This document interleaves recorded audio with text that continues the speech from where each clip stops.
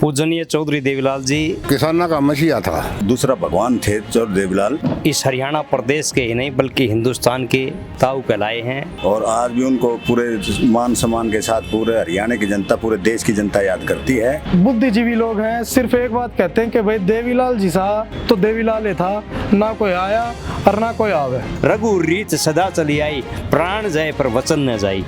हर खेत में पानी, हर हाथ को काम, हर तन पे कपड़ा, हर सिर पे मकान, हर पेट में रोटी, बाकी बात खोटी।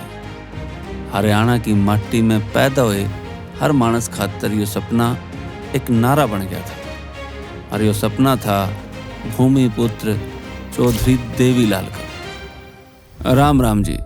स्टेज ऐप का यो एपिसोड समर्पित है हम सबके प्यारे ताऊ चौधरी देवीलाल ने। हिसार जिले के तेजाखेड़ा गांव में 25 सितंबर 1914 ने सुगुना देवी की कोख तय लेख राम सिहाग के बेटे ने जन्म लिया। नाम धरा गया देवीलाल। देवीलाल ने 5 वर्ष की उम्र में लेकर लेख राम सिहाग कुणबे समेत चौटाला गांव में आकर बस गई। बालका की पढ़ाई लिखाई शुरू होगी। देवीलाल पंजाब के मोगा में पढ़न आ गया। बखत गेल गाभरू होता देवीलाल बादल गांव के अखाड़े में कुश्ती करने लग गया। देश में आज़ादी की लहर रफ्तार पे थी। रोज अखबार में आज़ादी के आंदोलन के चर्चे छपा करते। माटी के इस लाल में देश की आज़ादी का सपना घर कर गया था। यो सपना पूरा करने ताऊ आज़ादी के आंदोलन में कूद गया, पर सपने कदे भी बिना संघर्ष के पूरे नहीं होते। 16 साल की उम्र में जेल होगी, पढ़ाई छूट गई, पर ताऊ ने हार नहीं मानी। दिन रात एक कर दिया। भाषण देते तो हर किसान ताऊ देवीलाल में अपने आप ने देखता। बस थोड़े टाइम में ताऊ किसाना के लाडले नेता बन गए। लंबा ठाडा 6.5 फुट का नौजवान, वो तो शुक्र है कि राजनीति में आ गया। जो चला जाता बंबई की साइड तो राज कपूर की किसी फिल्म का हीरो होता। देश आजाद हो गया, पर देश के नक्शे पे हरियाणा इब भी नहीं था, बस पंजाब था। खैर, ताऊ उस टाइम पंजाब कांग्रेस के अध्यक्ष बन लिए थे। अपने हरियाणा खातर ताऊ ने संघर्ष जारी रखा। हरियाणा पंजाब का जब विभाजन हुआ उसमें ताऊ की बहुत बड़ी भूमिका थी कि हरियाणा को अपना खुद का एक दर्जा मिले।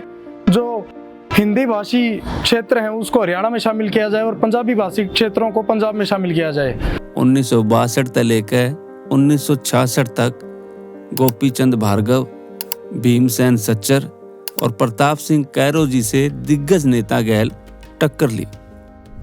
फिर ताऊ का सपना पूरा होने का टेम आया और 1 नवंबर 1966 में हरियाणा का गठन हो गया और हरियाणा निर्माता को आए ताऊ देवीलाल।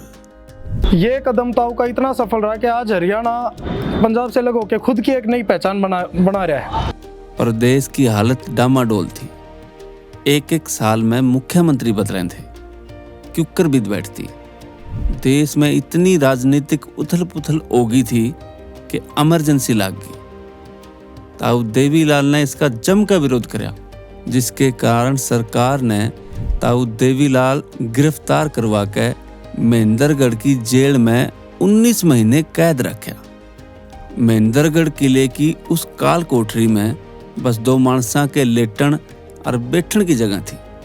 कोई खिड़की तक नहीं थी, बस था तो घुप अंधेरा।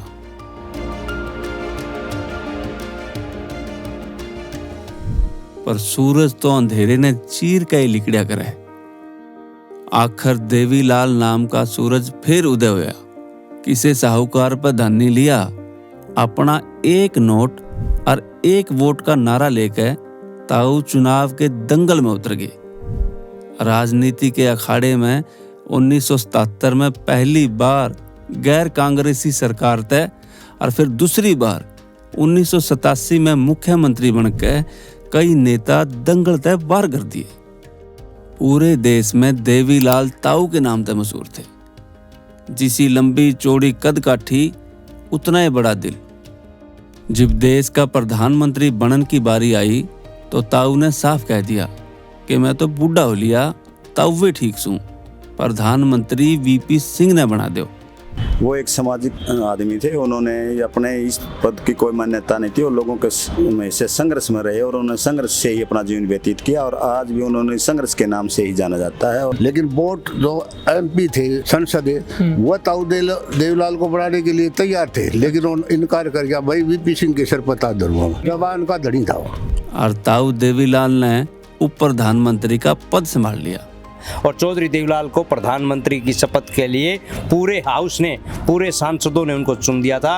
लेकिन चौधरी देवीलाल जी ने एक बात कही थी, रघु रीत सदा चली आई, प्राण जाए पर वचन न जाई। इसलिए उन्होंने वीपी सिंह के सिर पर अपना ताज रखने का काम किया था और प्रधानमंत्री की उन्होंने कुर्सी को त्याग दिया था। ताऊ देवीलाल कदे चार दीवारी के भीतर बैठ के उक्का पिणिए नहीं थे, वे तो गांव के बीचों बीच चौपाल बना लिया करते। फिर तो ओढ़े रोटी पानी और हुक्का, कई समस्या तो हुक्का गुड़गुड़ाते मिनटा में निपटा देते। ताऊ हरेक के राजी खुशी दुख दर्द में जुड़े रहा करते। हाँ, वो उनका बहुत ही सराहनीय कदम था। उन्होंने लोगों के प्रति बहुत ही ज़्यादा, उनको मन में ये नहीं था कि भाई ये कौन है कौन नहीं। जहाँ पर भी जैसे मान ले बैठे हैं 5-10 बूढ़े बैठे हैं तो उनके पास में जाके अच्छी अच्छी बातें करना और मार्गदर्शन करना और लोगों की समस्याओं को निदान करने का उसका पहला कार्य था। आज यहाँ रुक रहा है भिवानी में, तो सुबह उठ के वो पड़ोस के गाँव में चला जाता और 5-7 हुक्का पीते थे, वहाँ बैठ जाता, उनसे पूछता भाई क्या हाल है, क्या तकलीफ है, क्या बात है। तो उसने इस बात पर वो कराया। हरियाणा के विकास में जहां बिजली, पानी, शिक्षा के लगातार विकास होए, वहीं ताऊ देवीलाल की उस तरह हटके भी एक सोच थी। कलयुग में कौन किसका होया से, बुढ़ापा तो सबका बैरी होया से। ताऊ देवीलाल ने जब अपना लवद हो रहे बुढ़ापे में लोगों की गुजर बसर की दिक्कत महसूस करी तो ताऊ ने पेंशन योजना शुरू करके सारे बड़े बूढ़िया की जिंदगी भर का इंतजाम बांध दिया। ताऊ ने ये कहा था भाई मैं आऊंगा जब मैं करूंगा और नीचे लिख दूंगा देवीलाल, उसने वो काम किया। बुढ़ापा पेंशन थी जिसको उस वक्त के जो पीठासीन नेता थे कहा करते कि भाई ये तो कदे बने नहीं सकती बुढ़ापा पेंशन। ताऊ देवीलाल ने पहले जबान दी कि अगर मैं सीएम बन गया तो बुढ़ापा पेंशन लागू करूंगा और पहली कलम से सीएम बनने के बाद ताऊ ने ये काम कराया।